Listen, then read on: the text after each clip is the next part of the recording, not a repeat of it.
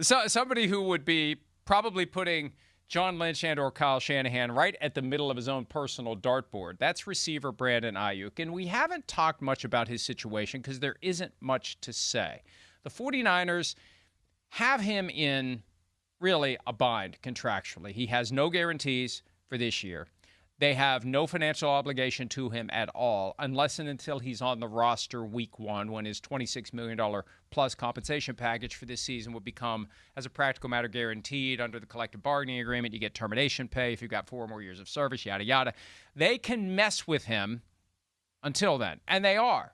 And ordinarily, I'd say, man, why are you doing this to the guy? But I understand why they're doing it. They paid him all that money. He tore an ACL in the 7th game after he signed his contract, and then things got weird between the 49ers and Aiyuk. He defaulted under the contract. They voided his guarantees. He didn't even fight it. And now we've just kind of all been waiting for the 49ers to do what we expect them to do because he's never going to play for the 49ers again. Barring a miracle that would be even more extreme than the Spurs winning the next 4 games in the NBA Finals, Brandon Aiyuk is not going to play for the 49ers ever again.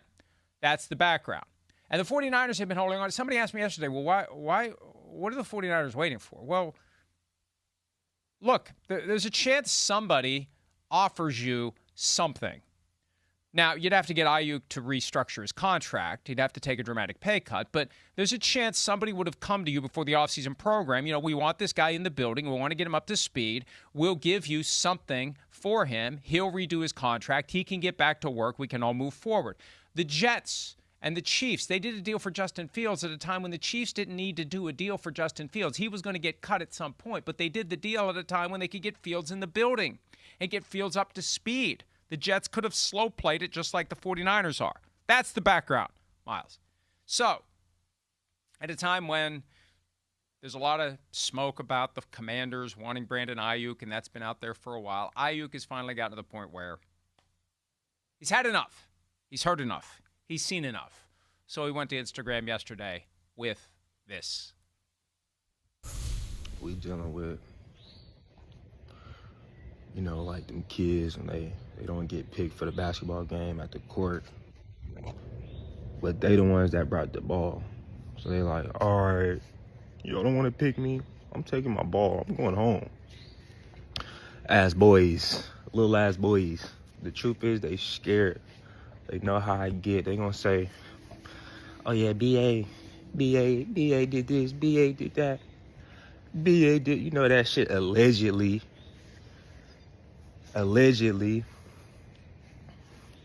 But what they not gonna say is BA suck at football because they know how I get.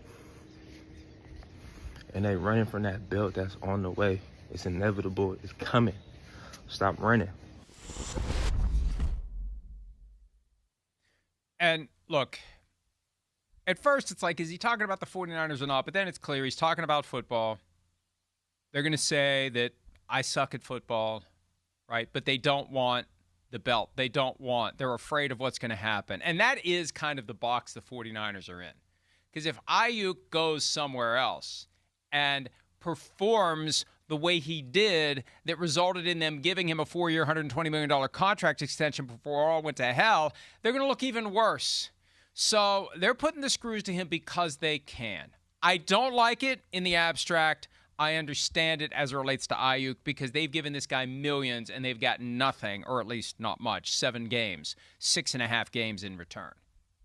Yeah, that really is the issue here. It's that the 49ers were paying for production that they haven't gotten, and then they got a player who was so disgruntled after receiving the contract extension that he wanted. And that was a pretty contentious negotiation, if I recall it correctly, right? Because this is somebody who had been so productive with them. This is a player in Brandon Aiyuk who had been productive specifically with Brock Purdy. Like the chemistry between Brock Purdy and Brandon Aiyuk was really, really, really good. And it allowed the 49ers to be as productive as they were and go to the Super Bowl to cap the 2023 season. I mean, you can see his stats right there, where he's got 75 catches for over 1,300 yards and 7 touchdowns. He was one of the driving forces behind that team. And so now when you see where things have gone since that season where you had the contentious negotiation, when they finally do agree, but then he gets on the field and he gets hurt, it's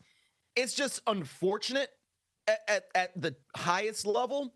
But you get more granularly into it and you understand why the 49ers are proceeding in the way that they are, because you don't often, let's say, have a player who was as good as Brandon Aiyuk and then doesn't do the things that apparently the team wants him to do in order to get back on the field sooner rather than later. So, and again, there's so much that we kind of don't know about the specifics of this, but when you see the result, and it's not like you got people coming really out of the woodwork to defend Brandon Aiyuk, then you kind of do understand the 49ers position as to where they are and why they're proceeding in the way that they have.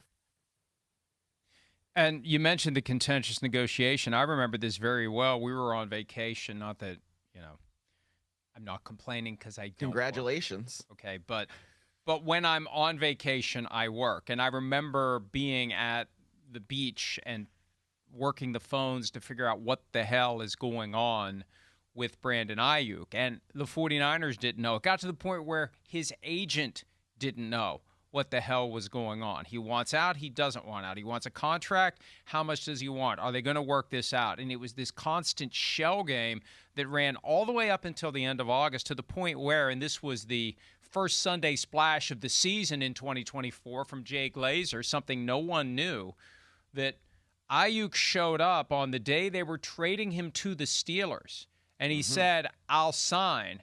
And Kyle Shanahan ran up to John Lynch's office to tell him, don't trade Brandon Aiyuk to the Steelers. And I'm sure the 49ers have had moments over the past couple of years where they wish that they had gotten the trade done before Shanahan could make his way up the stairs, or at the minimum that he had fallen and can't get up on his way up the stairs. Anything to keep from giving Brandon Aiyuk that contract. So the history, and not just what happened once he tore the ACL and basically fell out of communication with the team and things got worse. The precursor was that awkward, extended. I mean, there's a point where a negotiation gets so hostile because there's a certain amount of, hey, we're negotiating here. This is what we do, and once we get it done, we lock arms and we continue. Sometimes it can do damage to the relationship. It felt like Aiyuk's negotiation did damage to the relationship, even though it ultimately worked out in the form of a new contract. So, yeah, they almost traded him. And now I think they'd still like to. And here's where I think it will get interesting going forward. One thing, last week, Kyle Shanahan announced that he had canceled the 49ers mandatory minicamp. If they hadn't canceled that minicamp, and I wonder how much of the decision to cancel the minicamp was influenced by the very real possibility Aiyuk could have shown up and said, I'm here. Put me on the field. Let me practice. It was established nearly 20 years ago when Steve McNair was on the Titans and they were waiting for the Ravens to give them the trade offer that they liked, and they basically locked McNair out of the building. You can't keep a player away from the facility. You can't keep a player away from practice. You have to welcome him in as a member of the team, or you have to cut him or trade him. There was a grievance filed, and McNair won. And if Aiyuk had shown up for the mandatory minicamp, they would have had a decision to make, because you have a fluke injury on the field, mandatory minicamp, you have an accident in the locker room, anything. We've seen all sorts of crazy things happen. Anthony Richardson, case in point. All of a sudden, you owe Brandon Aiyuk another $26 million. So I wonder how much of that mandatory minicamp cancellation was aimed at making sure there wasn't some awkward interaction this week with Brandon Aiyuk, but now it's kicked to training camp. And Aiyuk needs to show up.